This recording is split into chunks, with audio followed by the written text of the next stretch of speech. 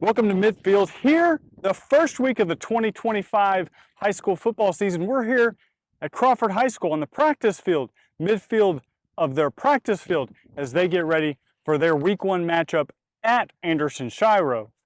The offseason's been full of excitement. Over 20 coaches across the area have changed places. We've had 21 new coaches changes that were made, including big stops like Waco with Esser Martinez taking over for Lyndon Helt, and Charles Foster taking over for K'Ron Johnson at University. Both Waco schools getting fresh faces in there. You know, big changes. Kevin Hoffman retiring at Mart, leading the way for Chris Lancaster to go from Robinson to Mart, which was a big change that made big waves. And then that brings in Kevin Brown to Robinson, bringing in his college-style program with his years of experience at places like UTSA and Lamar. And then also you have Marcus Wortham returns to Calvert. That's a big name there. He has got a lot of pride in the Trojans, and I know he's expecting big things for them as well. But for now on Midfield, we go inside the game plan with Crawford's head coach, Ty Robinson.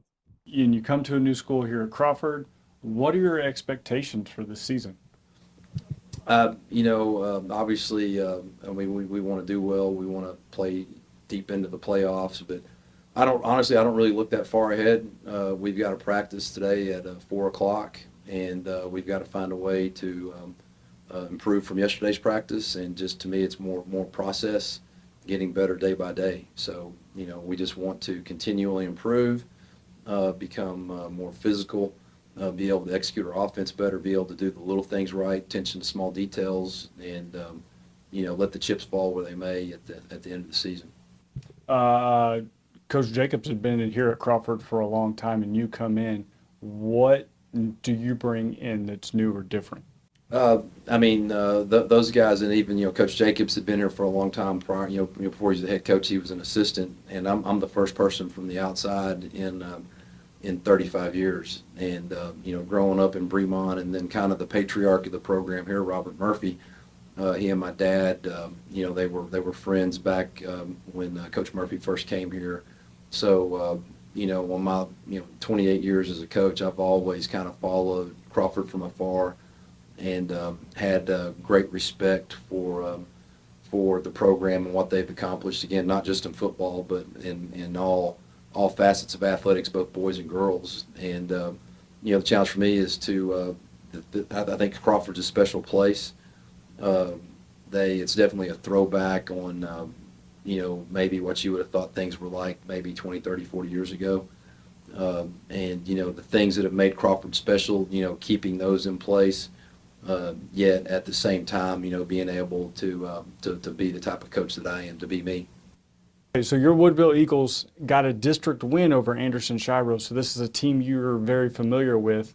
What can we expect this Friday with your matchup against Anderson-Shiro? Obviously, I'm in a different school, so we're a different team. They're a different team. They had a really dynamic quarterback last year that graduated, but they have a very explosive running back. They have a really good receiver, and they're really big up front. And Coach Hodges does an excellent job. They did a lot of things last year that gave us some problems defensively in Woodville, and I know they're going to have a great plan, and they're going to be well prepared, and we're going to have to play 48 minutes of mistake-free football to have a chance to win. Thanks, Coach. Crawford plays at Anderson-Shiro this Friday to get things started. Other notable games this week: top 10 matchup between Oglesby, number 4 in 1A Division II, travels to Abbott to play the number 7 team in 1A Division I. Abbott won this game last year. Both teams lost quite a bit. Oglesby lost Do Everything running back, the 2024 1A cover boy for Dave Campbell's Texas football. Both teams have a lot to prove here in what they're looking to do and reload. Also, number 8 in 5A Division II, Huntsville is going to travel to Cub Stadium and play number 3 Brenham Cubs in 5A Division II. This is a big game across the state, as this is a rivalry game, And what does Brenham offer with Jacoby Dixon not being on the team anymore? That was big news coming last week out of Washington County.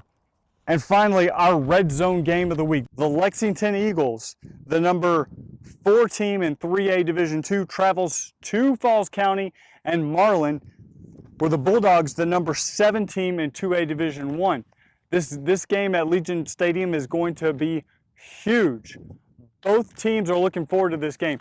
Talked to Kirk Mole at Lexington and his players early on a couple weeks ago. They were looking forward to this game. Obviously, that Blanco game in district, they really want to revenge that, their only loss last year in district play. But a lot of those players were looking forward to this Marlin game because of the matchups, especially along the defensive and offensive lines. Marlin's got a beast in 300-pound defensive lineman Bryson Steele, who led the team last year with 104 tackles and 33 tackles for a loss. But at the same time, Lexington has offensive powers left and right. QB Case Evans is already committed to Oklahoma State and had over 3,100 yards passing and 37 TDs last year. Also, running back Noah Wright had over 1,500 yards rushing and 22 rushing TDs, and they returned 4 offensive linemen from a team that went 4 rounds deep last year. Now, Marlin, back-to-back seasons going 4 rounds deep in the playoffs, both have something to prove, but we're looking for Lexington to really make their mark and claim, hey, 3A Division II is ours for the taking. New this year for Midfield is our Midfield rankings. This is pound for pound the best teams across the area, regardless of classification, based on our own metrics. And then number 5, we have the Richland Springs Coyotes, who in week 1 face number 1 in 1A Division I, Gordon. This is a chance for a ranked Richland Springs team, ranked number 3 in 2A and 1A Division II, to really prove that they are a title contender. At number 4, the Franklin Lions. We've seen them, Mark Fannon's team, we've seen them before. Last year was an anomaly. They didn't make it to AT&T Stadium in the state championship game. It was the first time in over 4 years. This year they look to be back, but they've got to go through defending state champion Columbus in their own region. Number 3, a team that played for a state championship last year in 4A Division II, the La Vega Pirates, who return a ton of talent from a team that lost to Carthage in the state championship game, including their quarterback and leading receiver. Number 2, the Bremond Tigers. They're looking to overtake Mart in the 10-2A Division II rankings, and they returned 19 starters from a team last year that went to the state semifinal game. Mart, with the coaching change, Bremond is expected to win this district, but we'll have to see it when they play. Obviously, Mart's got a ton of talent, but Bremond, a ton of people coming back from a team that did very well in 2024. And the number 1 team in the area, according to our metrics, is the Lexington Eagles, returning over half their starters, 7 starters on the offensive side of the ball, 6 on the defensive side of the ball. This is a loaded team with high expectations.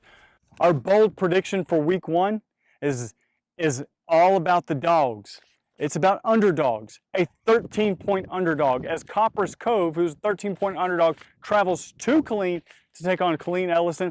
I think new head coach at Copper's Cove. He's been a head coach at Huntsville the last several years. Rodney Southern is going to get it done and turn things around for the Bulldogs. And don't forget, Red Zone. Catch all the action Friday night on Red Zone on 25 ABC.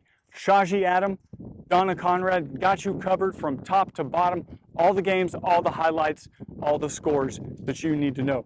For Midfield this week, that's it. I'm Douglas Galler. Thank you.